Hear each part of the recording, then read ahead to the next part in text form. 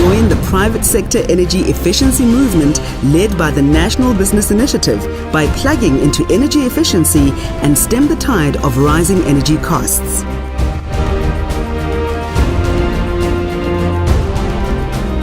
School. And they, well, when I say replace the lights, they actually refurbished the whole school. It's the school in Sea Point. It used to be, it's in Kings Road. It used to be some sort of primary school there.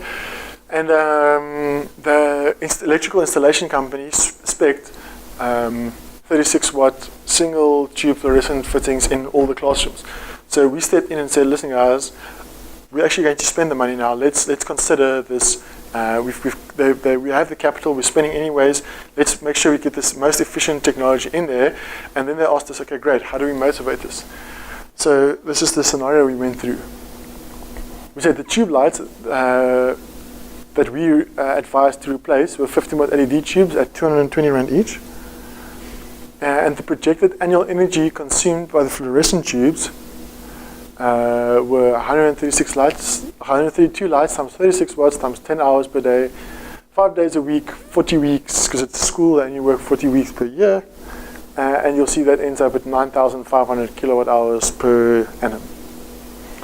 The projected energy consumed by the LED tubes, using exactly the same calculation but replacing the 36 watts with 15 watts, we get to about 3,960 kilowatt hours per annum. Now, looking at the potential savings per annum is the previous energy minus our current energy times 1 Rand 20 per kilowatt hour. So, in essence, the project will save 6,653 Rand per year. Now, looking at the life cycle cost, the cost of the fluorescent lamps of the 36 watts, roughly 50 Rand per lamp. Total cost of 50 lamps times 132 lamps is 6,600.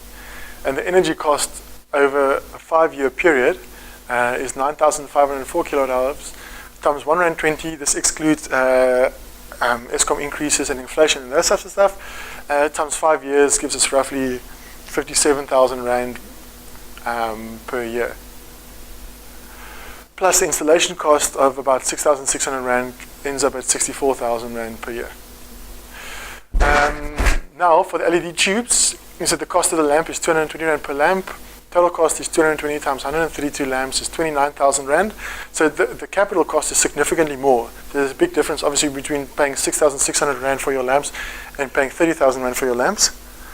But the energy cost over 5 years is only 3,960 kilowatt hours times 1 Rand 20 times 5 years, about 23,000 Rand. So the total cost, considering the life cycle cost, is 29,000 Rand plus 23,000 Rand energy cost gives you 52,000 Rand. And as you guys can see, a simple decision there in order to go for the LED tubes, because the life cycle cost over a 5-year period is simply 12,000 Rand less.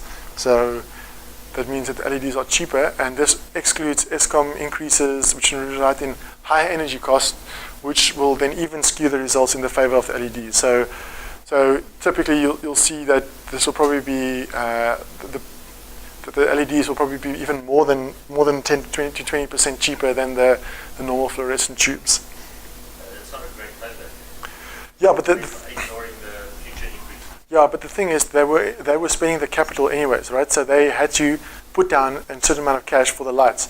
So it's sometimes hard to motivate somebody to take out the light that's working already, because they've already paid the capital, right? So they now don't have to invest anything for the lights to get working. In this particular scenario, there were no lights in, so they had to make the investment anyways. And in the greater scheme of things, refurbishing the school, the 20,000 or 30,000 Rand cost of the lighting was actually a relatively small part of the project.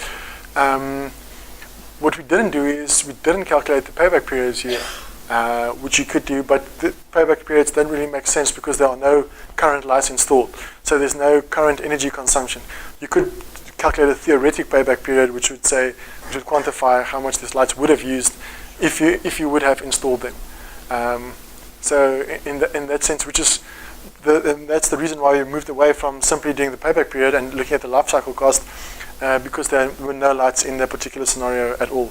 So we had to say, okay, well, if we're going to install lights, and the reason why I used 5 years is because the light supplier that we got gave us a 5-year guarantee for the lights. So if anything goes wrong, they'll replace the lights within a 5-year period. Because the other question that you might ask is, how long is a correct length to calculate your payback or your life cycle cost of?